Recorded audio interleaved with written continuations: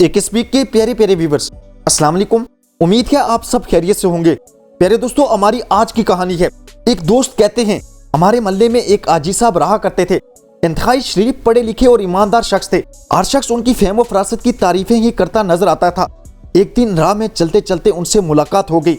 बातों बातों में औलाद का जिक्र छेड़ा तो मैंने पूछा, आप अपने सबसे छोटे बेटे को क्या बनाना चाहते हैं? आजी साहब बोले, मैं फात को बदमाश बनाना चाहता हूँ। आजी साहब का जवाब सुनकर मेरा मुंह खुले का खुला रह गया। यूं लगा पैरों तले से जमीन खिसक गई हो। मैंने समझा मैंने गलत सुना है, इसलिए दोबारा पूछा, आजी साहब क्या कहा आपने? आजी साहब ने मुकम्मल इत्मीनान से वही जवाब दिया कि मैं फात को बदमाश बनाना चाहता हूँ।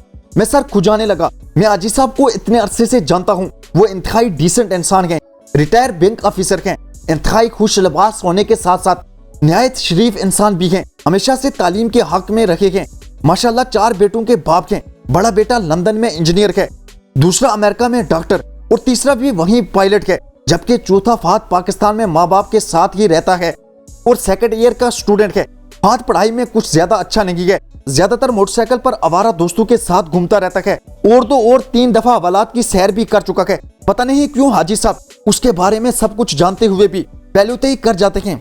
और आज तो इंतहा हो गई कि मासूम फरमा रहे हैं कि मैं फात को बदमाश बनाना चाहता हूँ। मेरा हैरान परेशान होना तो बनता था। वजह पूछी तो हंस पड़े और फिर राजदारी से कहने लगे, यार उसकी बदमाशी से मेरे बहुत से मसाइल खुद ब खुद हल हो गए हैं।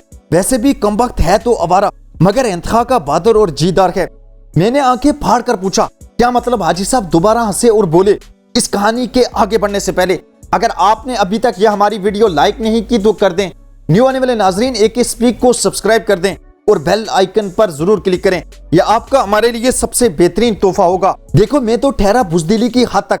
शरीफ आदमी बिजली का बिल पूरा भरने के बावजूद जब लाइनमैन मशकूक अंदाज में आकर कहता था कि आपका मीटर क्यों आहिस्ता चलता है, तो मैं खौफजदा हो जाता था और कसमें खाने लगता था कि मुझे कुछ पता नहीं। मेरी बुजदली देखकर वो और शेर हो जाता था और कहता था अगर मामला दबाने के लिए उसे कुछ पैसे ना दिए तो वो ऊपर शिकायत लगा देगा, जिसके नतीजे में मेरा मीटर कट जाएगा। मजबूरन उसे खुश करने के लिए हर माह उसे 1000-2000 दे दिया करता था। इस बात की खबर फात यानी फादे को हुई तो उसने अपने अंदाज में लाइनमैन से बात की और वो ऐसा डरा कि आमना सामना भी हो तो सलाम करके निकल जाता है। बाजार में एक बाइक वाला गलत रुख पर आ रखा था, सीधा मुझसे टकराया और गलती मानने के बजाय गालियां देने लगा। फादा मेरे साथ था, उसने लगाए 2 थप्पड़। फिर क्या था, वो माफिया मांगता भाग खड़ा हुआ। तुमने देखा होगा हमारे अमसाई गाड़ी हमारे घर के सामने खड़ी कर देते थे। 1-2 दफा गुजारिश की कि ऐसा ना करें क्योंकि फिर हमें गेट खोलने में परेशानी होती है, तो उन्होंने उल्टा मुझे बुरा भला कहना शुरू कर दिया और बाज ना आए। फादे मेरे मतलब फात को पता चला तो उनका गेट जा बचाया और ऐसी बात की कि अब दोबारा ना उनकी गाड़ी नजर आती है गेट के सामने और ना माथे के बल। उनके सब कसबल निकल चुके थे। अब हंसने की बारी मेरी थी। मैंने कहके लगाकर कहा, तो आप 3 बेटों को आला तालीम दिलवाने के बाद चौथे की बदमाशी एंजॉय कर रहे हैं। हाजी साहब खामोश हो गई। फिर मेरा हाथ थाम कर करीबी दुकान के थड़े पर बैठ के और बोले, सच पूछूं तो फादा मुझे पहले अच्छा नहीं लगता था, लेकिन अब एहसास होता है कि काश मैंने अपने बाकी बेटों को भी इसी तरह बनाया होता। मैंने अपने जिस बेटे को भी आला तालीम दिलवाई वो अपना मुस्तकबिल बनाने मुल्क से बाहर चला गया। मेरे 3 बड़े बेटे शादीशुदा हैं और अपने अपने घरों में खुश हैं, लेकिन हमें उनका कोई फायदा नहीं है। मैं और मेरी बीवी तो अकेले हो गए हैं ना। पढ़ी लिखी औलाद माँ बाप का फख्र होती है, लेकिन बाज औकात माँ बाप के किसी काम की नहीं होती।